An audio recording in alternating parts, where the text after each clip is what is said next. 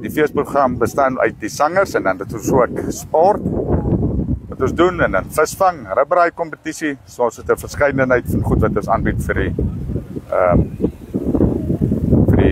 mense wat kom. Ja, ons begin nou donderdag die 6de, 7de en 8de November. So is die 3 dae wat ons aanbied. Donderdag het ons spesiale toegang vir senior burgers wat hulle gratis kan inkom en kinders onder 6. Soos baie kleuterskole wat vir ons aan donderdag kom besoek. Ek is besonder opgewonde oor hierdie jaar, soos agter ons dat julle die pretpark kan sien. Dit is die eerste keer in 'n lang tyd dat Appington so groot pretparkie gaan hê. En jy kan ook sien hulle goeders is agter mekaar. Dit is 'n baie mooi pretpark wat ons hierdie jaar gaan hê en 'n verskeidenheid van goeders. En dan het ons nou natuurlik in die aand ons sangers. Deur die dag het ons ribbraai kompetisies, visvang, ons is teen die Oranje rivier.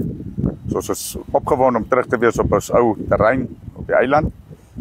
En ja, dan het ons maar hierdie dag ons sterkman kompetisie wat ons ook aanbied, ons plaaslike, en dan het ons ook armdruk, bekende ou van ons wat aan hierdie boer deelgeneem het, gaan vir ons 'n aktiwiteit aanbied hierdie jaar.